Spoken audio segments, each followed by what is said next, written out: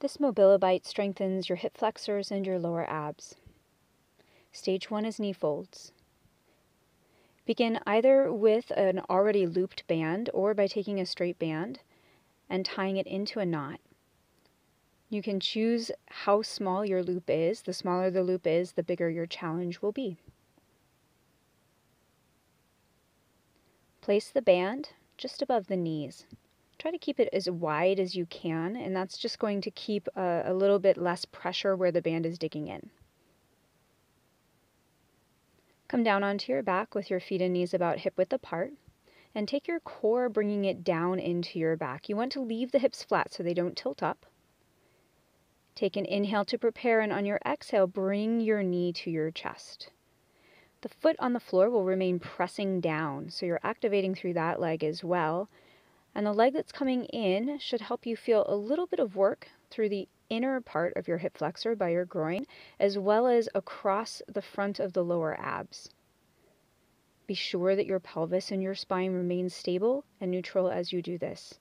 Although there will be a slight imprint of your spine to the floor,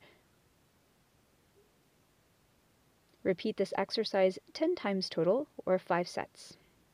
Stage 2 is toe taps. Begin with the core engaged and bring the knees one at a time up. The knees should remain over the hips about an arm's distance away. Place the bottom ribs down, and on an inhale, begin to move one foot to the floor, exhaling to bring it back up. Inhaling down and exhaling back up. Don't let the heel get closer to the bum. Try to keep the knee at a 90-degree angle and only move at the hip.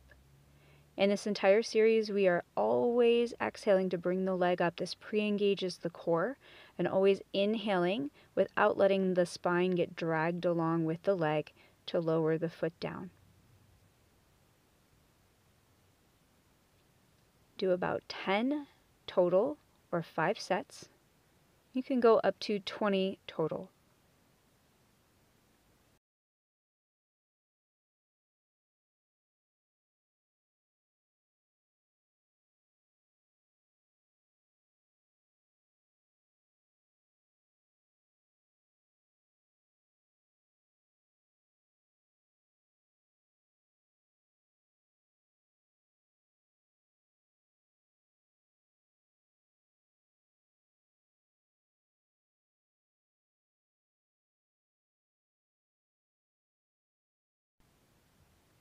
Complete by bringing the knees to the chest and breathing deeply into the back.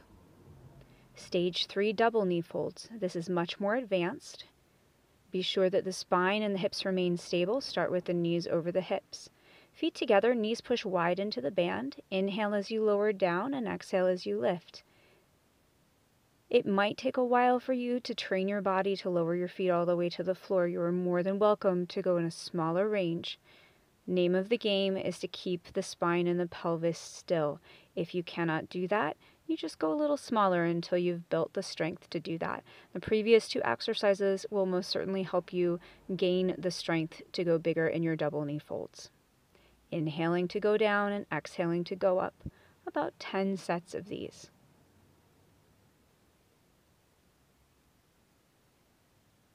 And to complete, hug the knees into the chest.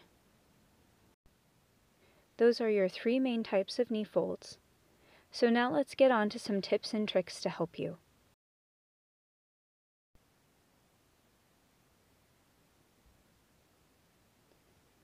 Be sure that you only bring the knee in about the same distance as your hip joint.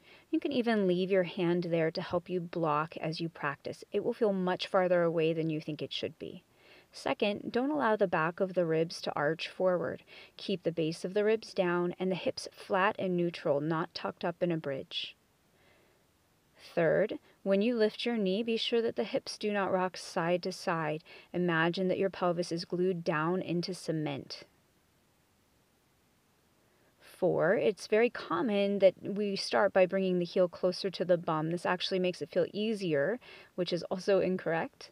So make sure that you keep those knees at a 90-degree angle. Practice these tips and tricks and you will have stronger lower abs and hip flexors in no time. Thank you so much for watching.